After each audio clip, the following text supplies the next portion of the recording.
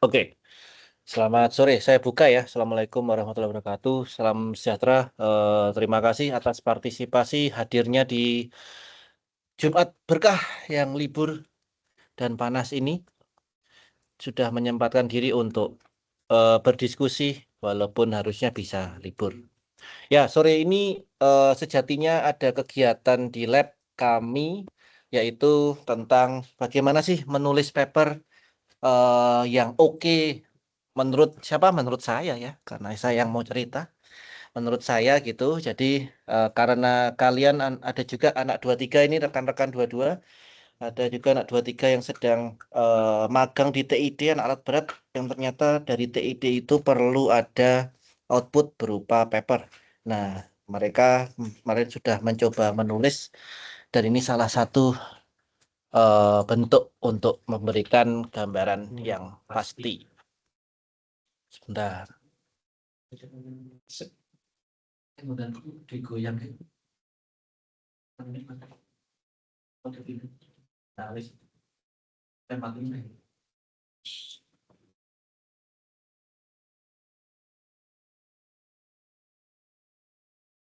Kok beda di situ?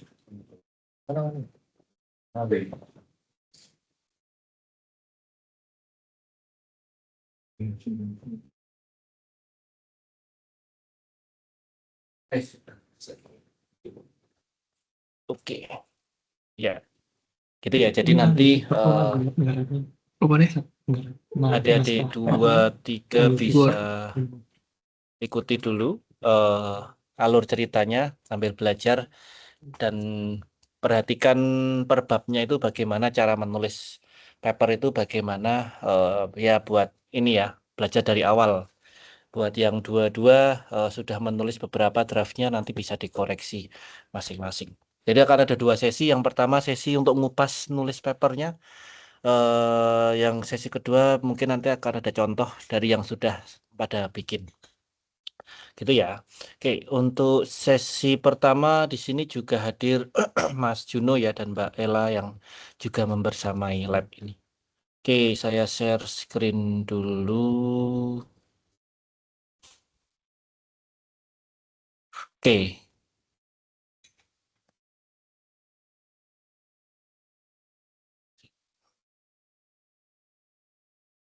Ya, udah terlihat ya di screen kalian dan juga yang di lab di depan bisa melihat di depan atau di sini.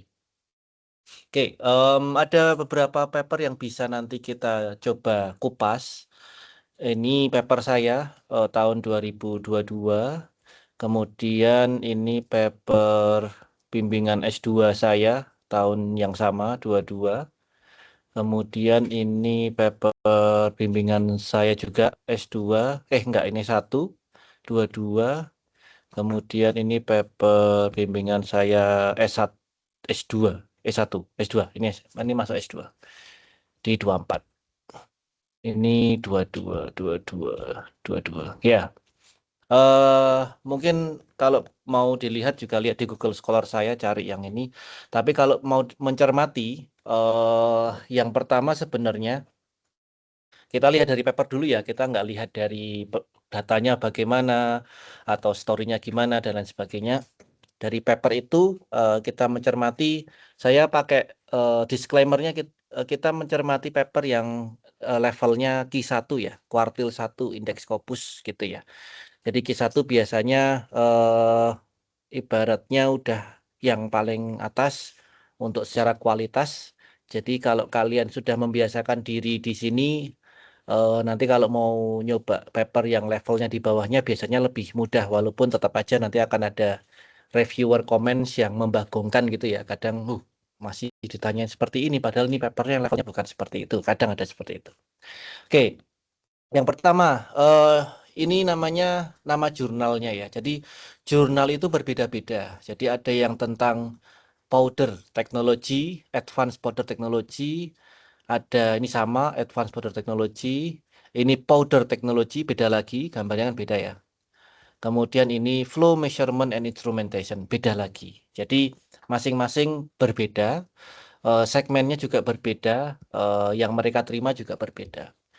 Itu pertama. Jadi kalau kalian mau punya paper itu mengacu atau targetnya itu ke paper yang skopnya apa. Kalau kalian membicarakan tentang alat berat atau tentang desain gitu ya, kalian memasukkan atau submit ke jurnal tentang agro atau jurnal tentang biologi ya akan ditolak karena langsung out of scope gitu ya, out of scope dari jurnal tersebut.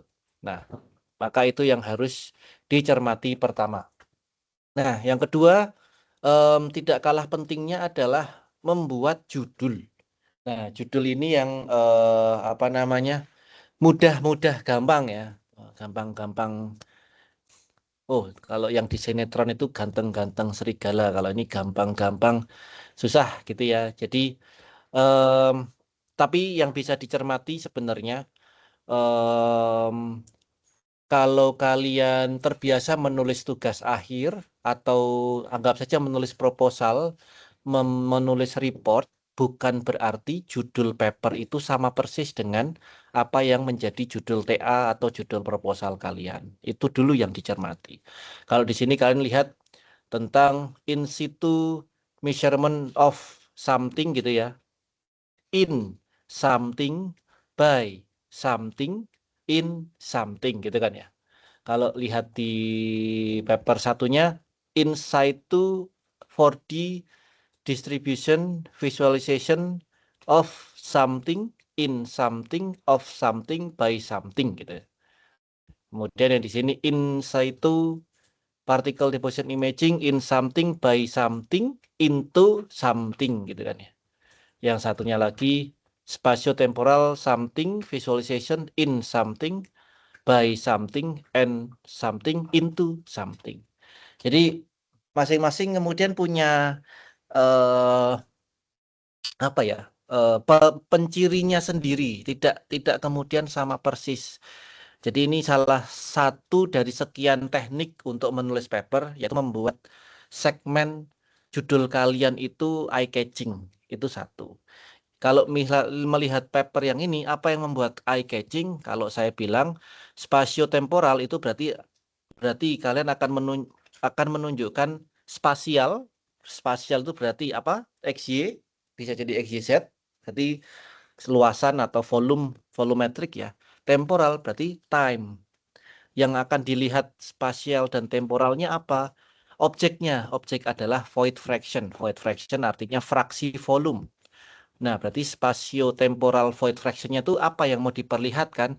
Divisualisasikan. Visualisasinya. Ini yang akan muncul di paper tersebut. Nah, kalau ini yang akan muncul di paper tersebut, apa ya? Apakah itu spatio-temporalnya oli atau spatio-temporalnya batu bara atau apa misalnya? Nah, di sini bukan itu, tapi pada udara dan air gitu ya. Udara dan air two phase flow terus tapi two phase tapi ternyata ada flow regime berarti ada bagian-bagian flow yang ada transisinya. Oh, sebenarnya itu mau nunjukin ini toh, ini yang mau ditunjukin gitu, ini yang mau ditunjukin, tapi gimana cara menunjukinnya? Nah, ini yang jadi novelty kalian. By something something something itu yang berbeda. Nah, ini mungkin semua orang udah bisa nunjukin. Tapi kalau by ini belum tentu semua orang bisa. Nah, by combination bla bla bla ini yang kemudian eye catchingnya dengan singkatan ini, nah itu yang kadang jadi engaging dari reviewer untuk oh menarik ini kita konstruksikan reviewnya agar menjadi lebih baik.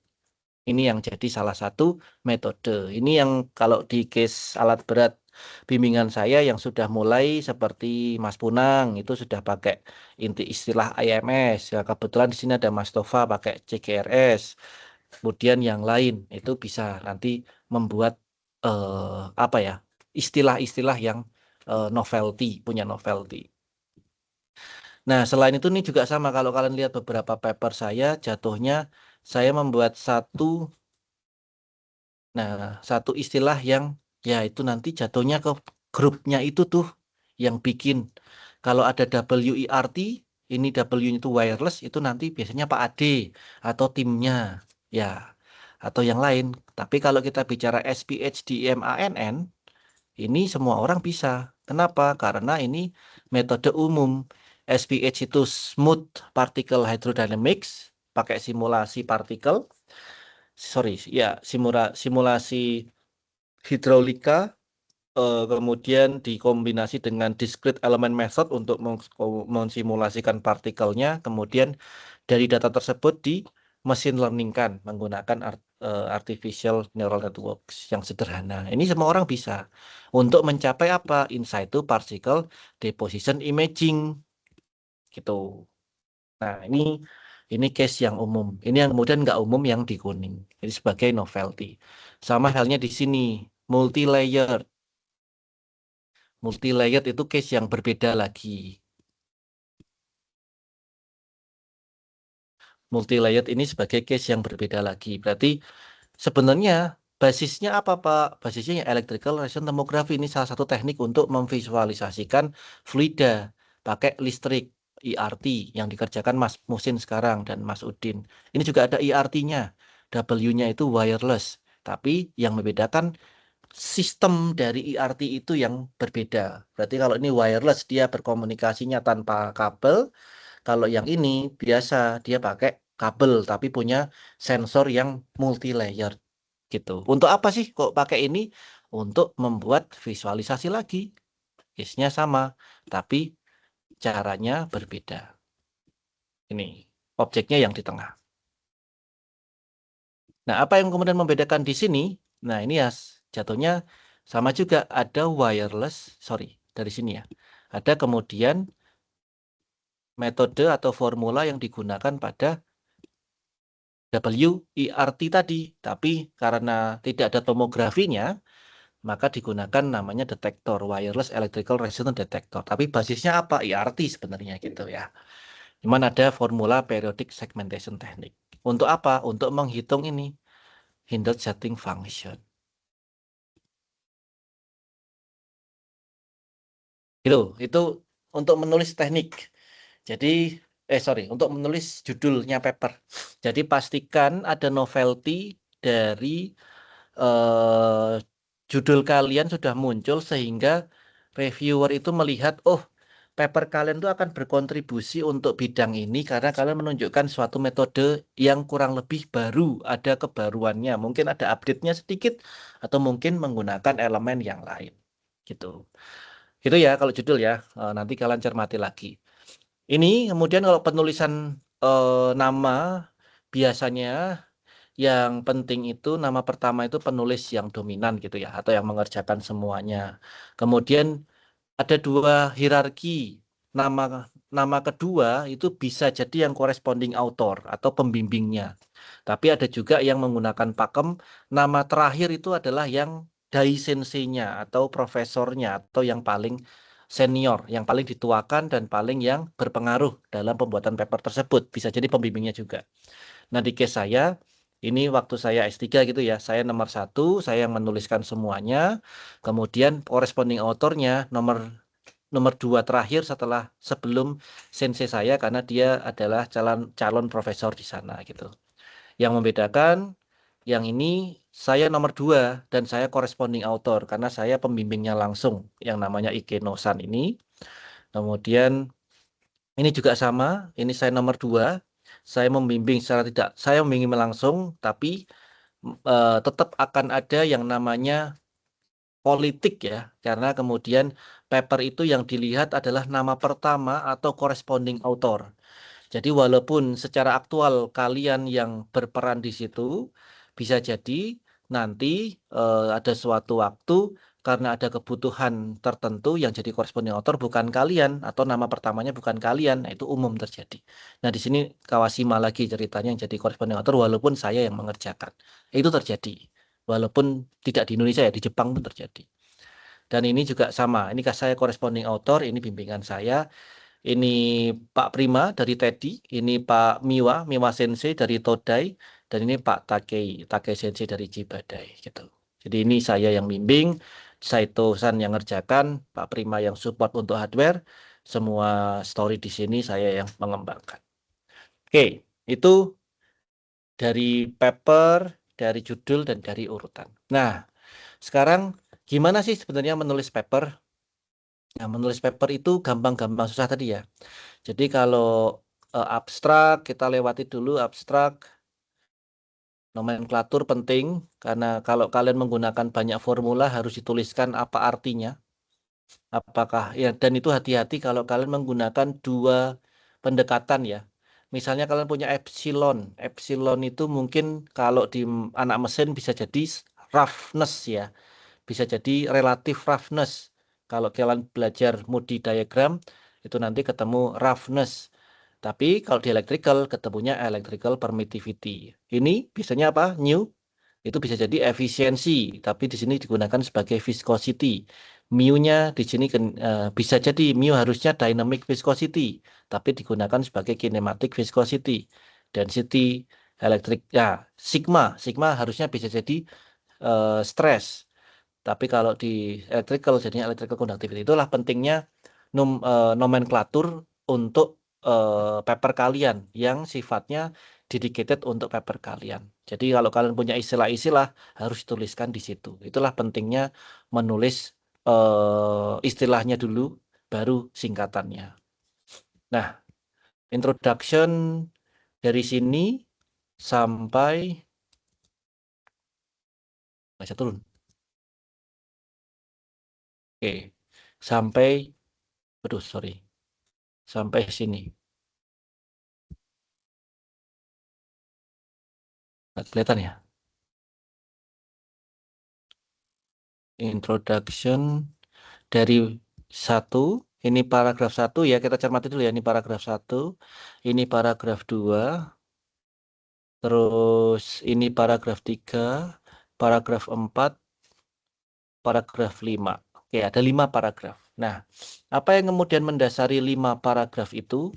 Kalau kita cermati, saya beri gambaran dulu ya. Ini papernya tentang apa sih? Ini papernya tentang memisahkan partikel dengan partikel solid gitu ya, dengan partikel dengan liquidnya. Jadi ada bisa jadi wastewater, ada juga sludge water dari production. Ini proyeknya dengan IHI, IHI Jepang. Mereka punya namanya decanter centrifuge. Kemudian kita membuat suatu alat untuk mendeteksi partikelnya itu sudah terpisahkan belum menggunakan gaya sentrifugal gitu. Nah, singkat cerita, saya kasih gambar dulu deh. Nah, jadi ini gambarannya. Jadi airnya masuk, ini dari slurry ini dipompakan, masuk ke sini, kemudian dia masuk ke chambernya dengan putaran tinggi. Jadi chambernya berputar, kemudian skrunya juga berputar. Ada differential rotation juga. Nah, karena gaya sentrifugal maka partikelnya karena densitasnya tinggi ya, maka dia lebih massa jenisnya tinggi, dia lebih ke arah samping, kemudian liquidnya ke belakang, partikelnya didorong oleh skru ke depan. Nah, yang dideteksi adalah sejauh mana partikel itu berada di titik 1, 2, dan 3 ini. Z1, Z2, dan Z3 ini. Jadi melihat efisiensi di dalamnya langsung. Kadang kan kita hanya menunggu di luar ya. Oh, partikelnya sudah sekian. Oh, liquidnya sudah sekian. Nah, ini langsung melihat kondisi dalamnya seperti apa. Intinya gitu. Nah, bagaimana kemudian membuat latar belakangnya? Nah, latar belakangnya kalau kita cermati, nah, susah.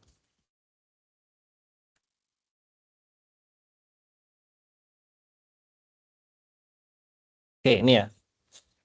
Yang pertama, kurang lebih ini.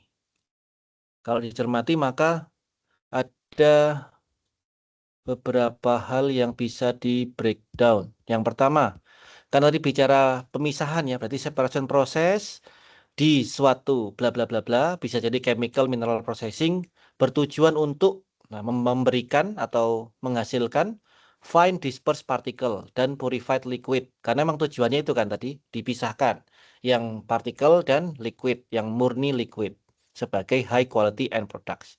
Titik. Maka apa sentence setelahnya itu harus mengacu pada apa yang menjadi kesimpulan dari kalimat sebelumnya.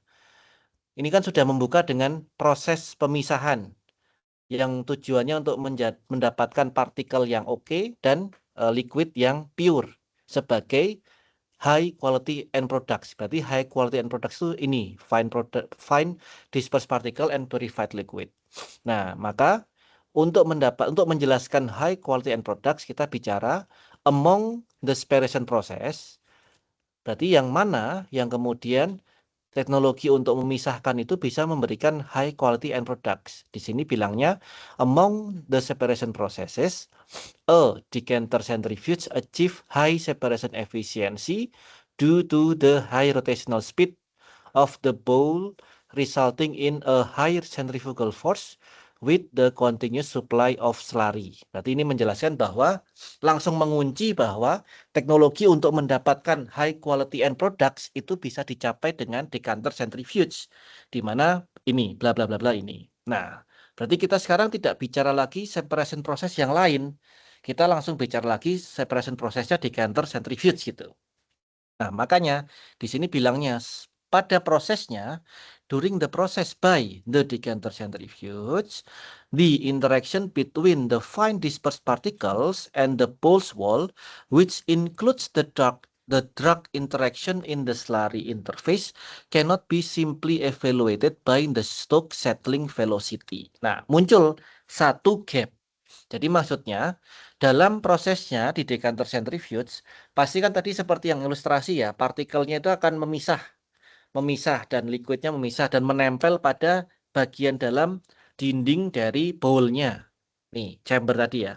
Nah, itu tidak bisa dievaluasi dengan yang sifatnya empiris menggunakan Stokes settling. Ini ada nih.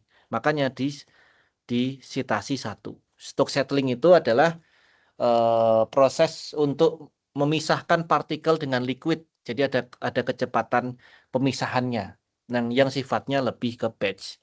Nah, maka sekarang kita nggak bicara lagi decanter centrifuge, kita bicaranya kemudian tentang Stokes. Maka since Stokes settling velocity ini kan UST itu adalah Stokes settling velocity. Maka since UST itu hanya oke untuk single particle settling yang mengarah atau mengerucut pada lean particle volume fraction distribution, maka perlu namanya perhitungan menggunakan Hindled settling function yang berfungsi atau merupakan fungsi dari Hindled settling velocity. Ada lagi citasinya. Nah, maka dari sini kita kemudian sepakat bahwa Stokes settling velocity nggak bisa digunakan, yang digunakan adalah Hindled settling function. Nah, simbolnya H dalam kurung sebagai fungsi volume fraction itu penting untuk mengevaluasi kondisi di dalam tadi sehingga kita bisa mendapatkan kondisi atau mengevaluasi pemisahan oleh centrifuge tadi. Nah, tapi kemudian perlu kita perdalam lagi. In order to define Hindled settling function, maka perlu informasi terkait in situ physical properties of the supplied slurry. Jadi maksudnya adalah Hindled settling function itu persamaan. Begitu kalian mau bicara yang lebih akurat berdasarkan data di lapangan, maka di sini novelty-nya adalah mempromosikan bahwa perlu adanya in situ. Jadi nilai langsung dengan physical properties of the supplied slurry seperti volume fraction, particle diameter, density, viscosity di dalam kondisi seperti feed rate atau volumetricnya, debit, centrifugal force, dan differential speed. Nah, nanti kalau kita lompat ke metode, yang muncul di sini, sebentar, saya hapus dulu. Yang muncul di sini itu menjadi secara implisit sudah disebutkan di sini, yang nanti ini adalah tulang punggung dari paper ini. Nanti akan mendapatkan H, hindered settling, ada volume fraction, ada informasi particle diameter, density, viscosity, ada operational condition, Q, G, dan omega. Nah, titik inti dari introduction-nya itu sampai di sini titik. Nah, tapi untuk menunjukkan bahwa ini masih ada gap, dituliskan seperti ini. Walaupun, walaupun the in situ physical properties and condition in the decanter centrifuge are essential for investigating the actual separation process, it is complex to achieve the in situ H. Nah, maksudnya apa? Walaupun kita tahu ini bisa ditentukan, tapi kompleks loh untuk mendapatkan atau mencapai H dalam kurung volume fraction ini gitu ya. Jadi untuk menunjukkan bahwa tuh, belum tentu loh kamu bisa untuk mendapatkan ini, insight to ini gitu. Nah, gimana caranya? Muncul di sini. Yang pertama ditunjukkan adalah secara konvensional. Ini paling gampang. Secara konvensional, jadi menunjukkan gap. Secara konvensional, dulu itu caranya gini. Nah, ini dilihat. Secara konvensional, the fundamental separation process itu ditentukan dengan batch settling, bla bla bla bla. Ada paper yang diaju. Lalu dilihat lagi, karena kita bicara history ya, pasti kita akan bisa bicara story. Karena history dulu, misalnya, anggap saja kalau analogi di yang paling sepuh urutannya dari pengelola ya. Anggap saja Pak Handoko yang paling sepuh, maka dulu Pak Handoko menemukan desain X dengan cara Y yang kemudian dilanjutkan oleh Pak Sugi. Desain X tersebut diupdate menjadi XX dengan metode YY disitasi, yang kemudian masih ada kekurangan diperbaiki dengan desain XXX menggunakan metode YY oleh Pak D. Nah, itu muncul dalam konsep ini. Jadi ini ada 1, 2, 3, 4. Intinya adalah seperti tadi. Jadi kalau kalian lihat batch settling berarti dia sifatnya nggak continuous. Habis itu dia muncul are only relevant to the continuous gravity thickening, which contrast berarti berbanding terbalik dengan continuous supply. Maka kalau continuous supply menggunakan sigma teori bla bla bla bla bla oleh 5. Tapi untuk melihat sigma teori lebih baik lagi, maka perlu adanya both experimental dan numerical study oleh citasi ke-6 atau peneliti ke-6, yang mana kemudian ada simulasi considering particle size, properti yang lain, tapi kemudian menunjukkan still the simulation are limited to steady state condition, sehingga for better simulation the dynamic flow harus diimprove bla bla bla bla. Oke, kita lihat berikutnya. Nah, di sini untuk melihat partikelnya. Lalu by considering ini which is transported by screw conveyor bla bla bla bla, krusial untuk investigating itu.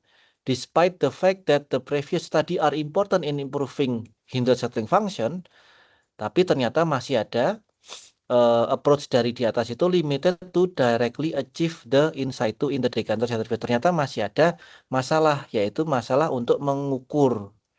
Maka di sini sedimen build up-nya diperhatikan sampai kemudian bicara tentang di bawahnya. Nah, kemudian bicara tentang pengukuran.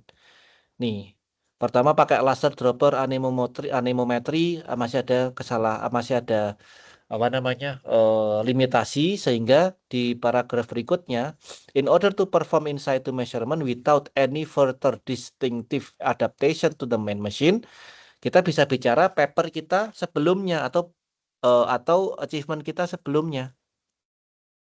Nih, we have already developed an in situ measurement system which called WERD.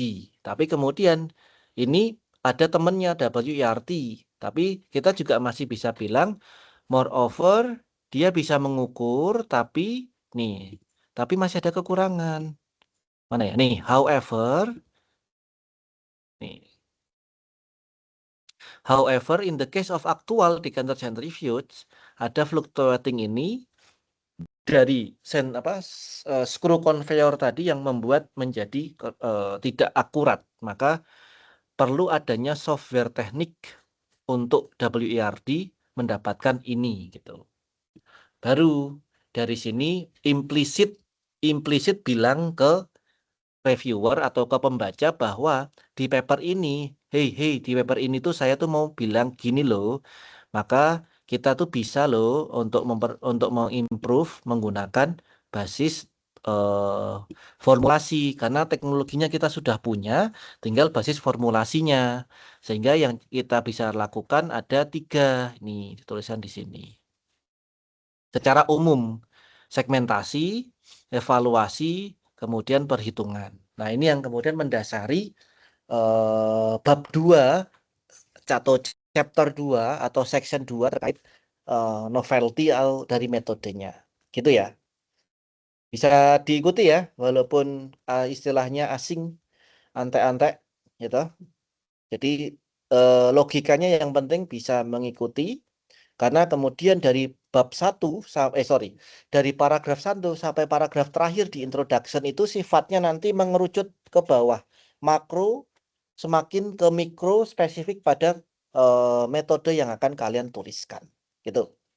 Nah, yang membedakan dari tugas akhir atau proposal di bab 2, di bab 2 penulisan paper itu selalu menunjukkan novelty nih.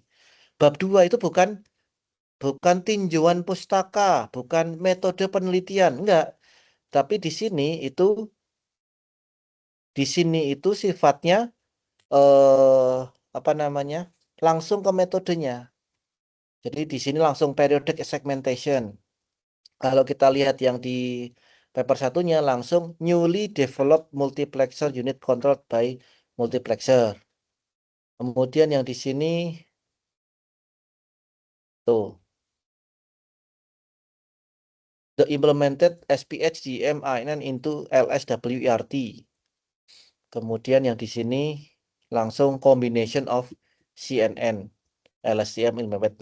Nah, novelty itu yang penting perlu diperhatikan untuk ditunjukkan di paper. Jadi core-nya itu di chapter 2 ini. Itu harus muncul. Nah, jadi misalnya paling gampang contohnya di forum ini papernya atau tugas akhirnya Tova langsung di sini membahas tentang CGRS atau papernya Punang di sini langsung membahas tentang IMS gitu, Integrated Measurement Strategy atau combination LCC dan Kaplan-Meier misalnya. Jadi langsung muncul yang sifatnya itu hanya kita yang tahu, orang lain tuh jadi pertama melihat gitu. Nah, bagaimana membuat novelty seperti ini? Nah, ini baru saya ajak ke slide yang ada di PPT ini. Nah, ini kalau kalian gabung ke Cibadai, ini PPT legendary sejak 20 tahun yang lalu. Sebenarnya enggak juga, Ding. 10 tahun lah. Oke, kelihatan nggak? Kelihatan ya? Oke, oh belum. Nah, rada lemot. Jadi yang di lab ini saya ngomong dengar langsung, tapi yang pakai headphone delay. Nah, ini salah satu cara untuk membuat apa namanya novelty. Gimana ya caranya ya? Highlighter. Oh, salah. Pen, laser pointer. Nah, oke, kelihatan. Oke,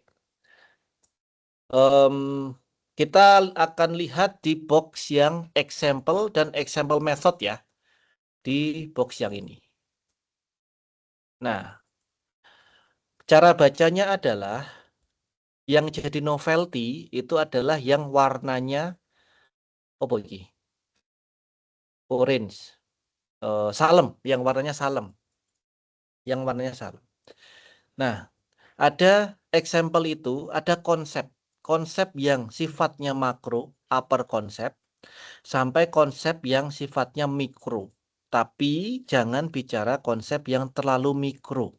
Makanya di situ dituliskan much lower concept itu disilang. Don't write much lower concept. Gitu ya. Nah, upper concept, middle concept, lower concept. Nah, bagaimana cara mencapai lower concept sehingga kalian punya novelty? Nah, pertama-tama kita harus bicara dari upper concept. Nah, main target kalian itu apa? Kemudian tools untuk mencapai main target kalian itu apa? Jadi misalnya kalian ingin meneliti hewan, maka di sini muncul animal ya. Kelihatan kan ya? Nah, oke, saya mau meneliti animal, hewan. Toolsnya apa untuk meneliti hewan? Di sini, lah kamu mau ngapain meneliti hewannya? Saya ingin melihat gerak-gerik hewannya. Oh, oke. Berarti kamu bisa menggunakan tools berupa kamera. Nah, masalahnya eh, mau seperti apa kameranya? Apakah kameramu itu sudah cukup oke atau belum? Maka turun ke bawah. Normal video, memang kamu mau ambil normal video, kameranya cukup kamera biasa, atau kamu mau ambil high resolution video, gitu. Itu jadi dasar untuk toolsnya. Nah, berarti toolsnya harus tahu dulu.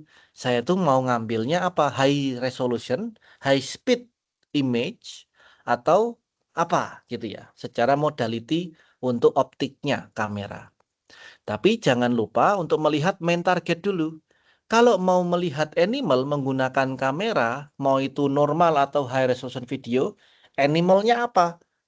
Macam-macam toh, mau apakah mengambil satu gembira loka atau satu taman safari, terus mau ngapain gitu, harus ditargetkan. Kalau memang mengambil seperti itu, ya tidak terlalu punya novelty, maka ditentukan. Enggak kok, animal saya itu monkey.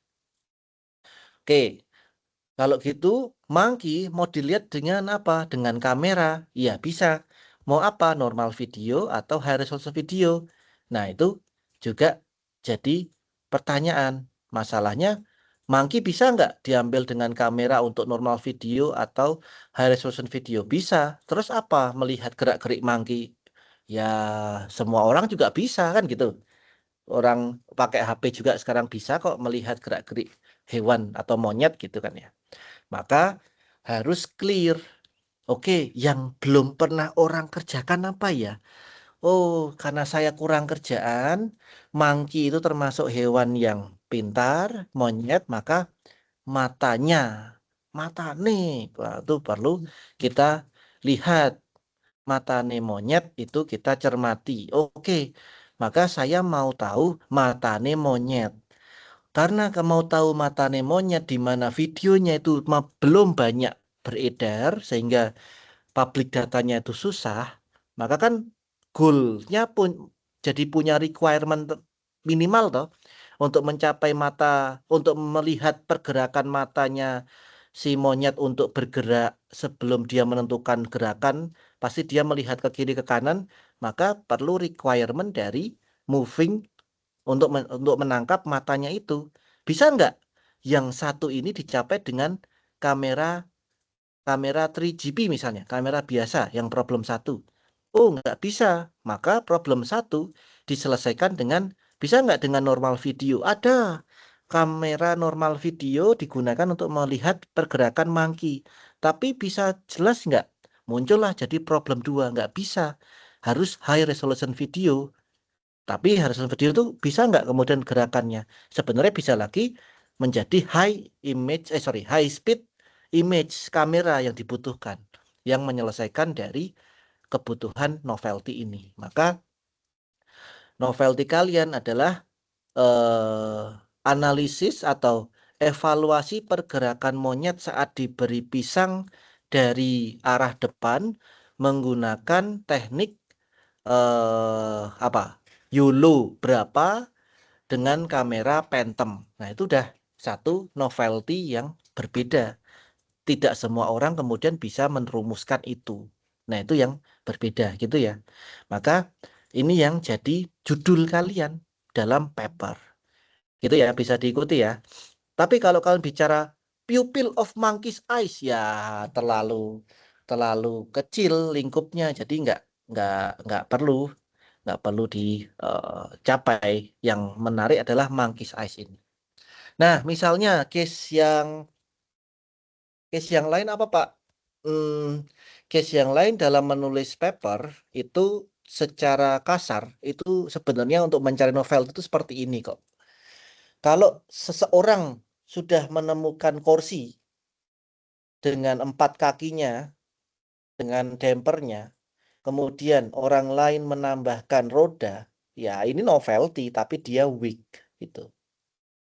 Gitu. Makanya novelty itu juga harus dilihat secara ini ya, gamblang ya. Jadi your idea is not original even wildest is a novel. Seperti ini. Ya, ini weak originality sama hanya. Novelty itu bukan apa ya? Novelty itu sifatnya inventiveness, bukan kemudian hal yang berbeda itu sebagai novelty, bukan. Tidak ada kebaruan, not inventiveness. Jadi hati-hati memang untuk menemukan novelty. Nah, biasanya level S1 itu memang tidak dibebankan untuk mendapatkan novelty yang seperti ini. Jadi misalnya kemudian kalian menambahkan wheel, menambahkan BLDC di sini sehingga motornya bisa kalian gerakkan sehingga wheelchairnya bisa berjalan, ya itu sudah dianggap cukup. Apalagi misalnya metodenya sama tapi peruntukannya berbeda, aplikasinya berbeda, biasanya itu cukup juga. Tapi semakin ke sini kan teknologi semakin berkembang dan kualitas manusia juga semakin berkembang ya. Jadi kalau dirasa kalian punya kompetensi yang lebih dari itu, apalagi ketemu saya, biasanya akan saya challenge. Ya coba lihat tuh Muhsin sama Udin. Saya challenge bikin alat. Si Tova saya challenge bikin sama seperti Punang. Arju membuat sesuatu yang sebelumnya belum pernah dipikir oleh Antam. Satria membahas tentang yang ada di AOP, tapi orang AOP sendiri tidak kepikiran kemudian mensimulasikan dengan cara seperti itu. Nah, case-case seperti itu masih acceptable untuk level S1. Tapi yang perlu dipahami, originality itu harus menunjukkan novelty dan inventiveness. Nah, itu yang kemudian membedakan dari itu tadi ya. Nah, kalau kita bicara ke paper lagi tadi, nih, CNN, machine learning, LSTM, machine learning, MCV, itu basisnya dari pengukuran langsungnya. Ada nggak yang membuat itu? Hmm, ada. Tapi bagaimana mengkombinasikan itu? Belum tentu ada. Nah, makanya di sini kalau dilihat secara graphical konsep, nah seperti ini, step 1, step 2-nya, pecah nih, sorry. Nah, step 1 sampai step 6 itu nggak semua orang kemudian bisa mengerjakan. Kenapa? Step 1 basisnya pengukuran langsung. Step 2 basisnya simulasi. Step 3 basisnya data yang kemudian di training. Step sampai step 4 gitu. Step 5 basisnya adalah eksperimen, data pengukuran langsung. Step 6 basisnya prediksi dari machine learning. Jadi sebenarnya ada 3 aspek di sini. Eksperimental itu step 1 dan 2. Simulasi itu step 2, machine learning itu step 3 dan 4. Nah, itu yang menjadi novelty. Apa yang membedakan dengan paper yang kita belah tadi? Kalau di sini, pengukuran langsung pada alat. Alat itu maksudnya decanter centrifuge. Kemudian kita develop alat, prototyping yang sudah dikalibrasi. Kemudian ada metode baru, yang mana metode baru itu mengadopsi metode yang sudah ditemukan dulu oleh Pak Fourier. Pak Fourier menemukan FFT, tapi belum tentu secara eksperimental seseorang itu bisa membuat pembacaan data itu clear, karena berhubungan dengan operasi, maksudnya kondisi operasi ya. Misalnya, pembacaan yang pertama itu basisnya hanya ada fase liquid dan fase screw, tidak ada partikelnya. Pembacaan di transisi ada fase liquid, screw, dan partikel, dari 3 fase. Kemudian fase terakhir ada liquid screw particle, tapi dia ternyata dominannya di partikel. Itu yang kemudian dimunculkan dianalisis dengan Fourier transformnya FFT. Mana yang frekuensi membaca screw, frekuensi membaca liquid, frekuensi membaca partikel. Sehingga pada perubahan di 3 segmen ini. Kemudian dihitung, diproses, ada perhitungan empirisnya, kemudian dilihat RMSI-nya, yes or no-nya sejauh mana. Kalau no, dihitung lagi ke fitting parameter. Kenapa? Karena tujuannya di paper ini adalah mendapatkan formulasi. Sehingga fast forward ke bawah, kemudian kita dapatkan, mana ya?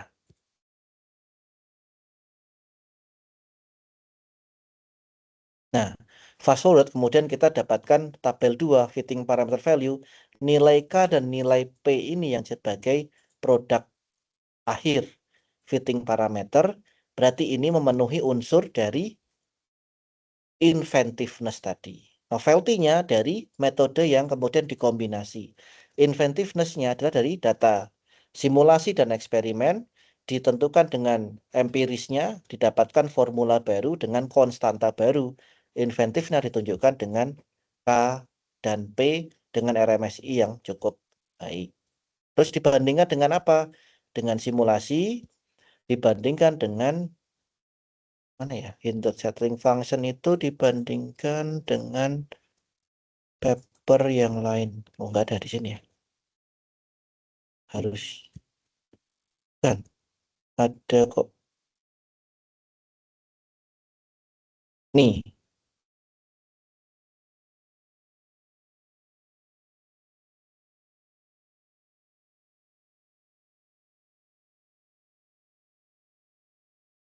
Nah, ini yang bawah. Ini ada data orang lain, Richard Jensaki, Ekdawi Hunter, Michael Bolger, Glaze. Kita plotkan dengan kondisi kita, kemudian yang kita lakukan dari formulasi kita ternyata nggak beda jauh sama apa yang mereka hitung. Jadi menunjukkan bahwa pendekatan kita itu acceptable loh sama orang-orang yang sudah meneliti di bidang yang sama. Nah, ini artinya apa, guys? Kalau anak alat berat, maka misalnya ada yang kasusnya terkait sampling oil. Ya, kamu harus punya referensi. Sampling oil yang kamu maksud itu gimana kondisinya? Kalau kamu bilang thresholdnya sekian, ya referensinya harus ada. Saya pun akan menggunakan referensi menggunakan fenomena yang ada dari penelitian terdahulu. Nih, Zaki, Hunter, Bolger, untuk melihat trennya itu nggak beda jauh dari mereka. Gitu. Sama halnya dengan misalnya Arju menghitung RUL, lebih ke mirip mirip ke RUL tapi lebih kepada min time, min ST apa? MST, median survival time, yang kemudian nanti harus dibandingkan dengan yang dihitung oleh grand truth-nya, ground truth-nya dari Antam sendiri misalnya, atau dari paper yang lain misalnya. Nah, itu kemudian diplotkan sejauh mana itu sama. Kemudian kayak misalnya Muhsin mengukur resistor, ya resistornya diukur sesuai nggak informasi resistor. Misalnya alat dia mengukur resistor 1 ohm. Nah, harusnya yang dibaca oleh alatnya ya 1 ohm atau 0,9 ohm atau 1,1 ohm. Berarti errornya 1%. Nah, itu ada basisnya. Ini sama. Harus kemudian mengacu ke situ. Jangan kemudian kalian bicara A sampai Z tanpa merefer sesuatu yang tiba adalah pakemnya jauh dari apa yang sudah menjadi konsensus bersama, gitu ya. Jadi hati-hati, di tambang, mau di manufaktur, mau di energi, mau dimanapun, itu pasti sudah ada penelitian atau tren terdahulu yang bisa diacu. Makanya saat saya melihat datanya anak TID yang magang kan saya tanya, lah terus solusinya apa? Defaultnya mau mengacu apa? Kalau tire, Alka sama si Sakib, Sakmannya itu pakai apa? Ya, dulu kalau baru pakainya Westlake Pak rodanya. Ya sudah tuh selesai masalahnya pakai Westlake, selesai. Makanya kamu harus melihat rumusan masalahmu itu sakjane opo. Ternyata kan kalau nggak salah mereka kemudian mencari mencari substitusi dari Westlake itu sendiri. Harusnya kemudian Westlake menjadi referensi seperti di grafik ini gitu. Nah, itu yang perlu dipahami untuk menulis paper. Penulisan paper sendiri berbeda. Jadi sifatnya adalah menceritakan dari awal sampai akhir. Kalau di paper ini tadi kita melihat sudah clear ya cerita dari introduction, maka di introduction tadi itu kemudian dijawab dengan bab 2 itu. Nah, bab 2 biasanya akan melihat dari overview dulu. Overview tentang teknik kita. Jadi biasanya figure 1 itu menunjukkan secara umum metodenya seperti apa. Nah, ini figure 1 itu bicara kondisi, bicara dinamikanya, apa yang terjadi, pengukurannya di mana, baru figure 2 ini ya. Sorry. Ini figure ya, ini figure 4 Pak. Figure 4 yang kemudian menunjukkan bagaimana metode diagram alir itu bisa digunakan. Tapi gimana cara untuknya? Beda kan? Sedikit berbedanya adalah mungkin sama seperti di TA, tapi di sini prosesnya dibikin warna yang berbeda untuk melihat proses yang berbeda. Ini. Nah, beda jurnal, beda style. Misalnya, kita lihat paper yang di sini. Di sini modelnya, tematiknya menunjukkan, mungkin ini sifatnya seperti Muhsin sama Udin ya. Jadi menunjukkan alatnya, pembedanya apa di sini, kemudian langsung ke eksperimen, tapi multi layernya ditunjukkan di eksperimen. Ada juga, karena di sini tidak memunculkan novelty dari metodenya, tapi novelty dari eksperimennya. Nah, ini novelty-nya. Perhitungan layer to layernya seperti ini. Measurement pattern-nya berbeda. Layer 1 ke layer 3 urutannya gimana. Nah, ini yang paham Musin. Terus ada urutan dari eh, flowchart-nya dimunculkan. Bisa. Yang beda lagi, case yang di sini. Nah, ini berbeda. Ini dibentuk dalam graphical abstrak ya. Jadi ada istilahnya proses satu tuh ini, kondisinya ini karena kompleks, ilustrasinya seperti ini akan mendapatkan output ini. Output ini masuk menjadi input di sini. Untuk proses ini dapat output ini masuk jadi input di sini. Ini kondisinya, ini outputnya, kemudian masuk ke machine learning dengan kondisi di sini, output di sini. Nah, output ini masuk ke sini, sedangkan real imaging ada kondisi eksperimen tersendiri, outputnya dimasukkan ke machine learning, hasil akhirnya ini. Beda lagi dengan yang case tadi kita perlihatkan. Prosesnya berbeda. Sehingga detailingnya ada di bawahnya. Walaupun nanti masing-masing akan punya penjelasan sendiri-sendiri. Experimental setup dan yang lain. Itu. Terus datanya dimunculkan.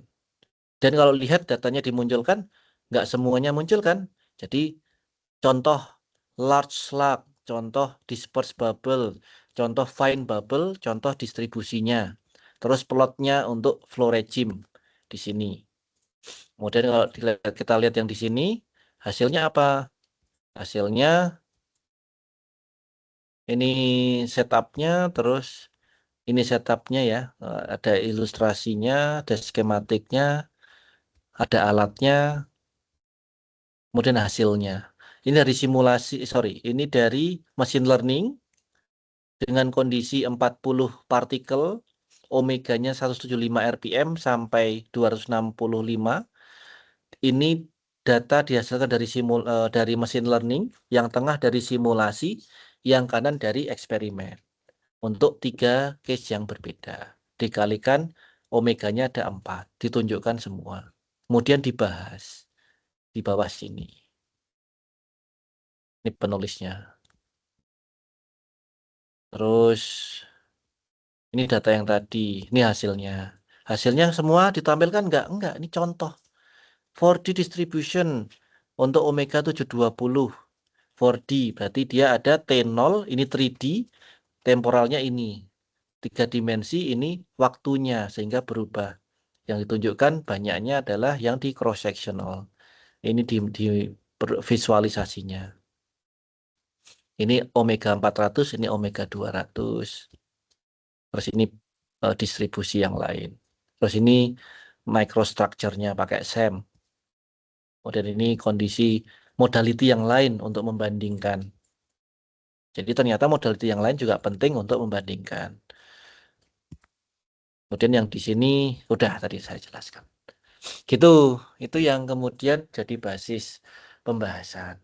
Nah, at least dari paper kalian logika berpikir itu clear dulu.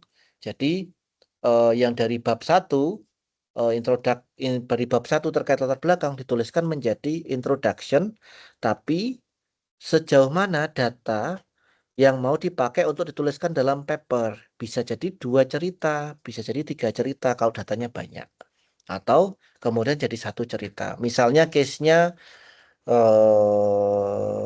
Satria yang diangkat adalah analisis dynamics dan nodal, tidak membahas tentang statiknya. Sudah, berarti yang jadi metode adalah bagaimana mensimulasikan dynamic simulation dikombinasikan dengan nodal analisis. Hasilnya nanti akan dynamic dan nodal. Pada bagian pada bagian pembahasannya mana ya ini pembahasannya ya? Hmm, nah, misalnya nih, verification for the transient behavior dengan simulasi. Nah, ini hasilnya simulasi. Nah, itu pembahasannya nanti di, diselesaikan dengan pembanding dengan statiknya misalnya.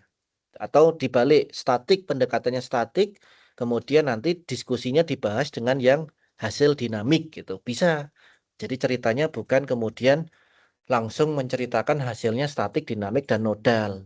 Beda cerita kalau Satria. Jadi mungkin statik saja plus nodal, dinamiknya itu dimunculkan sebagai pembahasan. Itu nanti jadi cerita yang berbeda.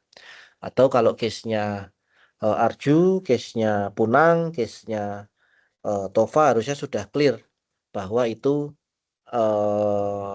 metodenya ada pembandingnya sebelumnya. Kalau case-nya injektor, si Adi bisa jadi menggunakan metode membandingkan dengan hasil-hasil dari yang sebelumnya karena sudah banyak. Jadi basis dari eksperimen dengan kondisi yang tertentu dibandingkan nanti arahnya bisa memplotkan seperti yang di paper ini dengan penelitian terdahulu yang bisa diplotkan. Loh, Resu.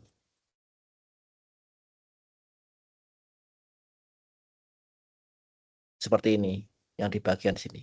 Case-nya Adi bisa dibandingkan seperti ini. Nah, dari sini maka sampai di akhir maka dituliskan conclusion-nya. In this research, we have clarified summarize-nya 1, 2, 3. Konklusinya 3. Loh, kenapa Pak kok 3? Coba kita lihat ke atas lagi. Tadi kita mau membandingkan dengan pendekatan 3 hal nggak? Coba kita lihat.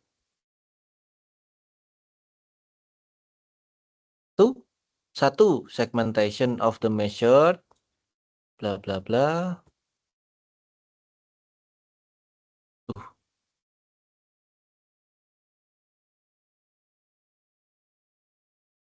nih, 1 ini yang mau dikaji, 2 ini, 3 ini, maka conclusionnya muncul. Menyimpulkan apa yang jadi tujuan di latar belakang tadi didetailkan pada metodologi atau novelty inventiveness-nya dibahas di hasil, ditunjukkan hasilnya, kemudian dibahas di pembahasan, disimpulkan 1 ini, 2 ini, 3 ini. Terakhir, kalau perlu dituliskan, autor tidak punya competing interest, kemudian acknowledgement-nya ditunjukkan, misalnya terima kasih sama siapa. Atau kalau punya funding, maka dituliskan fundingnya, ini nggak ada, ini dibantu Karatsu, Kimura, terima kasih. Ini Tanaka, Dokter Panji, nggak ada funding. Kalau di sini ada, nih, misalnya. The author will to express Pak Isnan dari Teddy, kemudian ada grand number ini, gitu. Dan bisa tulis seperti ini. Oke, mungkin itu gambarannya. Sekarang masuk ke sesi tanya jawab. Sekarang jam berapa? Pas ya. Saya mau selesaikan jam 5. Nah, monggo saya beri kesempatan 2 orang, satu dari yang di lab, satu dari yang di Teams. Monggo, siapa dulu?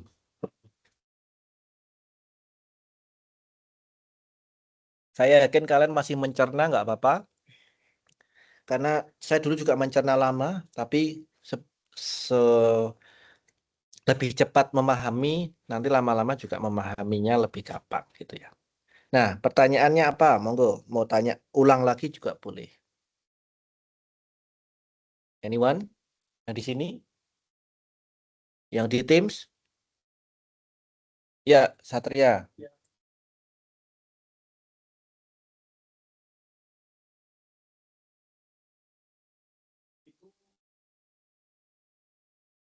Etnisnya harus kayak dibalik-balik gitu apa wajarnya memang sesuai jurnal apa sesuai naskah asli gitu Pak? Oh, oke. Itu gimana sih? Begini, jadi eh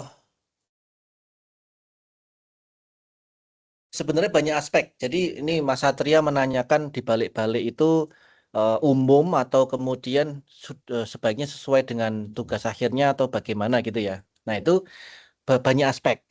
Yang pertama sebenarnya kita harus berpikir panjang saat kita publikasi. Intinya itu sebenarnya.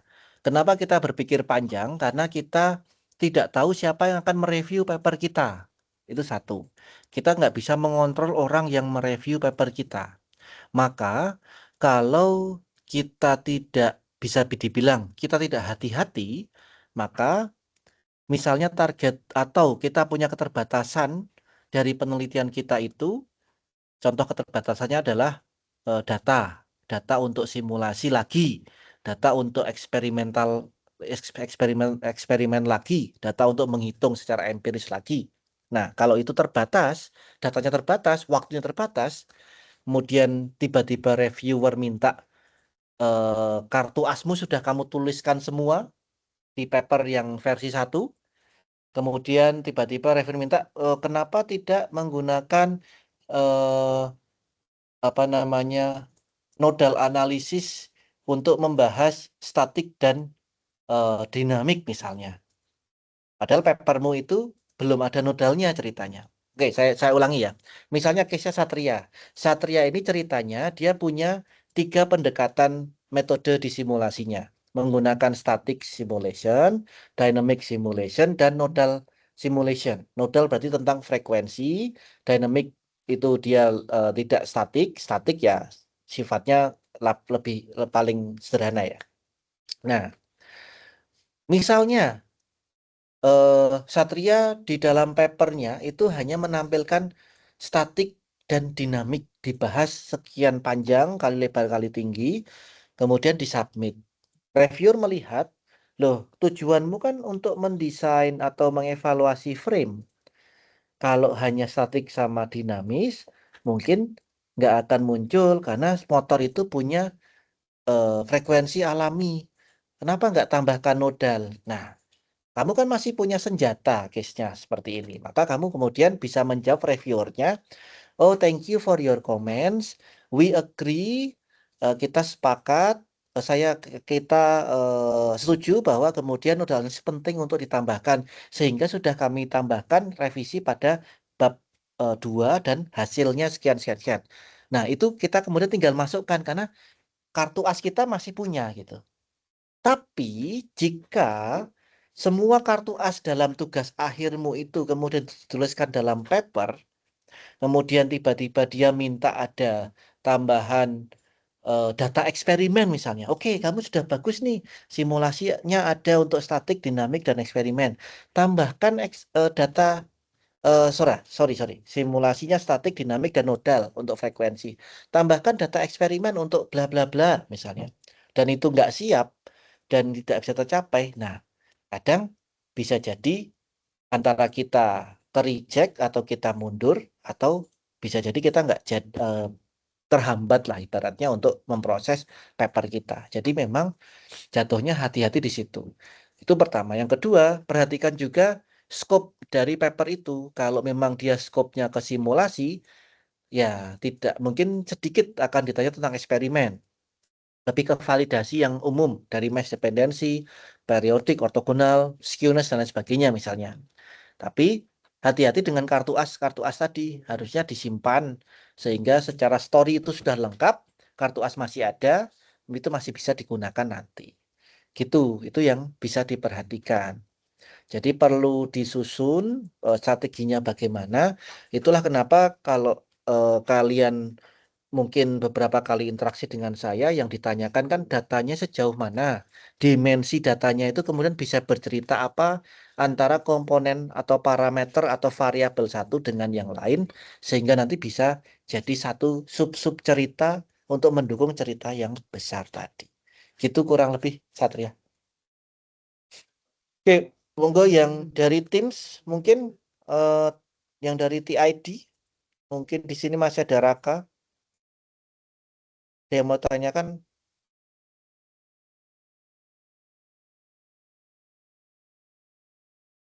Nggak ada? Izin Oke. bertanya, Pak. Oh, monggo Alka. Dari saya yang tanyakan terkait penulisan judul nih, Pak. Untuk penulisan judul itu kan kita harus menunjukkan sebuah novelty-nya itu apa.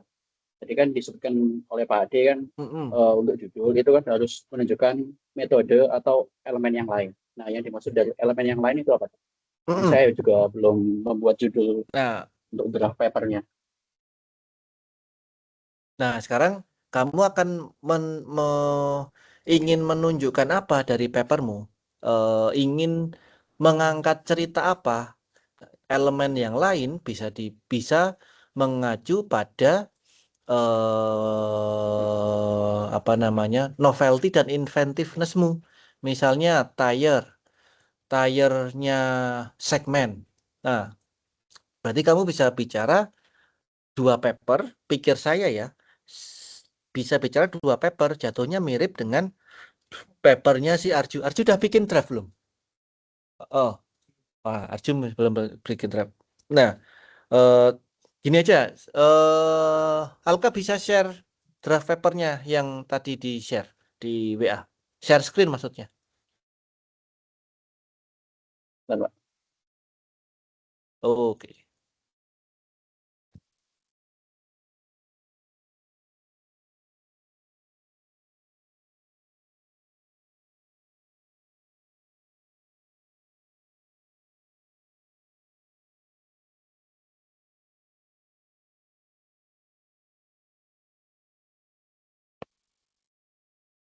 Sudah Oh, terlihat, Pak? belum bikin judul dah. Belum. Oh, kirain bikin judul. Oke, di zoom. Pendahuluan, Pak. Introduction aja. Nah, di sini, maka kan coba paragraf terakhir pendahuluanmu apa?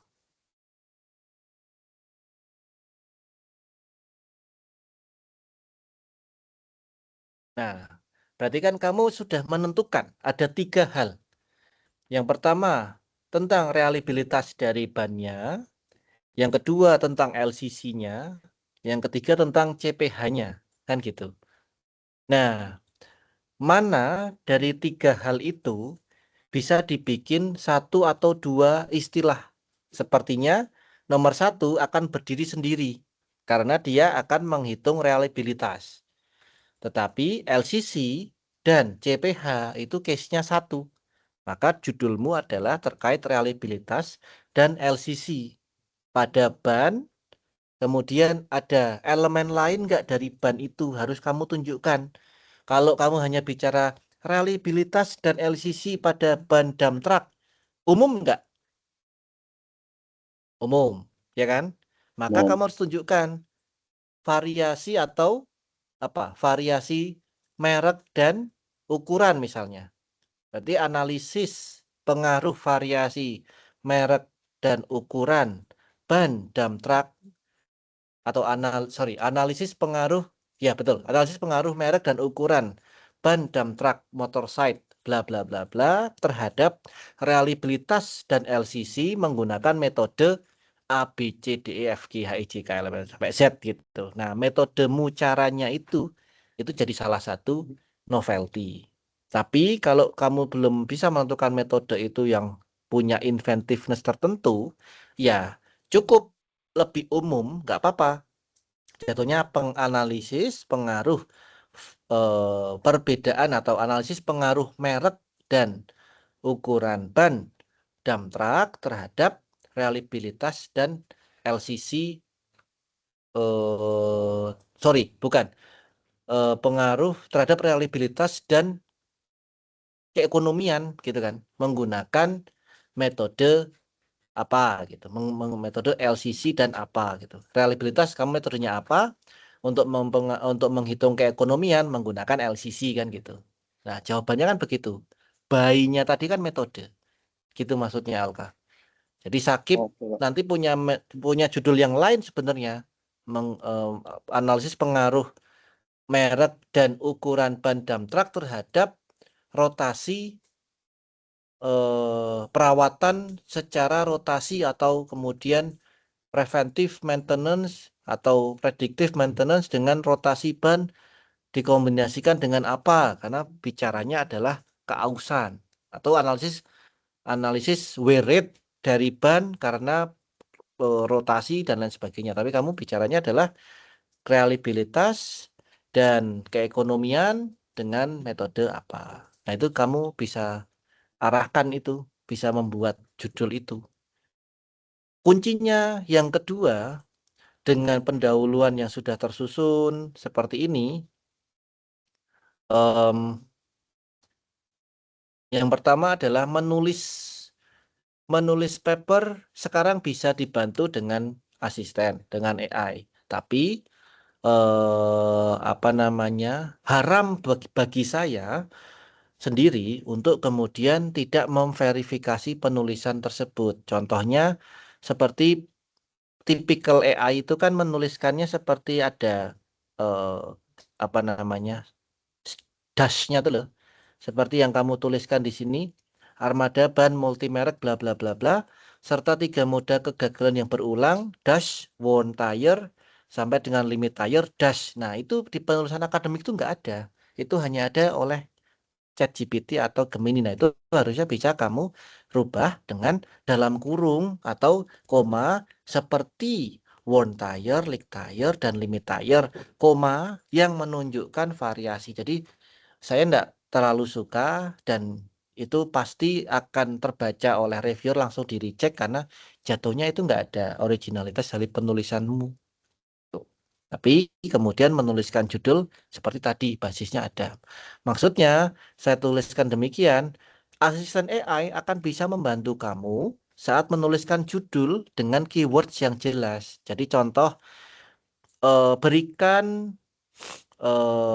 alternatif judul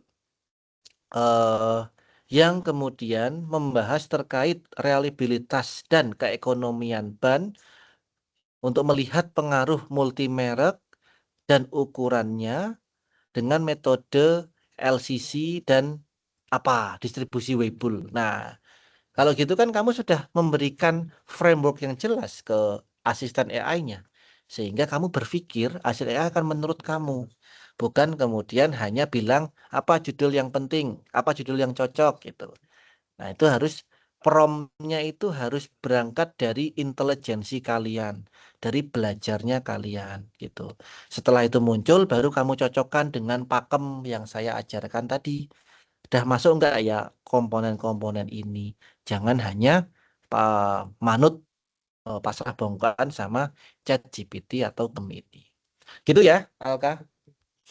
Ini sekarang kamu susun Oke, Pak. dengan contoh paper itu tadi. Jadi kamu akan bikin judul, kamu tuliskan nama pertama, nama kedua, dan seterusnya corresponding autornya siapa, ya.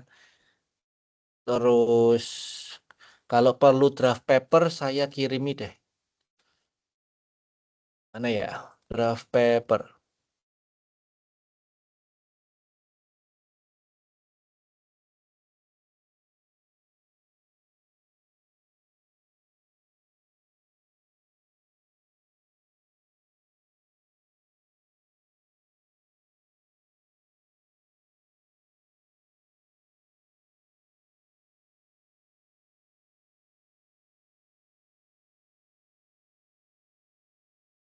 jadi saya copy.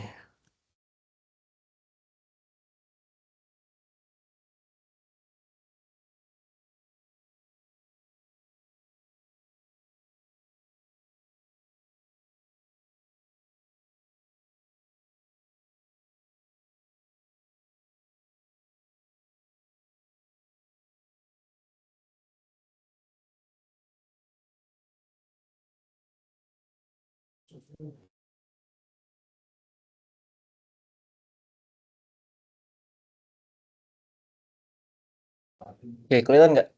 Oh, nggak kelihatan.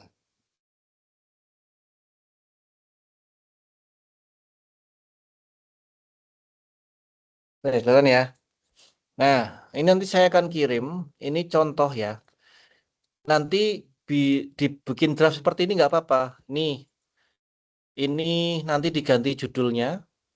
Kemudian nama pertama siapa dibikin seperti ini. Superscript. 1, maka afiliasinya ini. 2, maka afiliasinya ini. Misalnya case-nya saya nih. 1, afiliasi saya 1 ini, 3, afiliasi saya 3 ini, dan bintang itu adalah corresponding author. Muncul di sini. Nah, maka ini dituliskan siapa saja yang akan menjadi author, dituliskan di sini. Kemudian abstraknya dituliskan, keywordnya dituliskan, kalau ada nomenklatur dituliskan, kemudian introduction dituliskan, dengan citasi ya, dengan menulis citasi. Kemudian ini novelty-nya, yaitu metode. Overview dulu kalau saya, ini metodenya. Kemudian habis itu yang 2.2 itu membahas proses. Nah, calculation dari di sini. Prosesnya, ini persamaannya, ini simulasi base ya. Kemudian 2.3 perhitungan lagi prosesnya. Ini TAPI-nya yang jadi novelty sampai dengan tabel propertiesnya dimunculkan. Setelah ini bab 3 membahas langsung experimental setup biasanya. Multi-layered impedance measurement. Setupnya gimana? Nah, yang membedakan bab 3 konsensusnya selalu semua experimental setup selalu dituliskan dalam past tense. Jadi lampau karena ibaratnya eksperimennya sudah dilakukan kemarin. Jadi diceritakan secara lampau. Itu. Kemudian baru results. Ini kan. Results yang dibahas result pertama 4.1. Lalu results kedua. Tuh, impedance transition. Lalu results setelah selesai, kemudian diskusi berdiri sendiri. Diskusi berdiri sendiri. Kemudian conclusion. Kemudian kredit. Acknowledgement. Kalau ada sponsor seperti teman-teman TID ya ditulis. TID gimana. Terus referensinya dituliskan. Ya minimal samalah tuh 30 ke atas. Gitu. Ini saya share.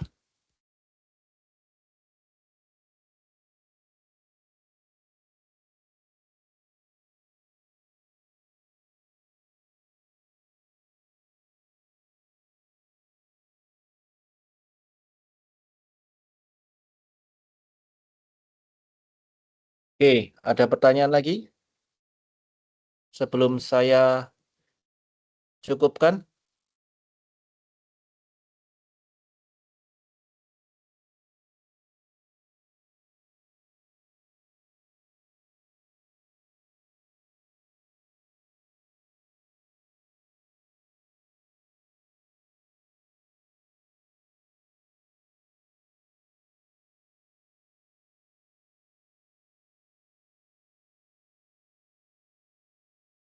Oke, kalau tidak ada yang di tim, saya cukupkan demikian. Terima kasih atas partisipasinya. Setelah ini akan bisa saya share recordnya, bisa kalian pelajari lagi.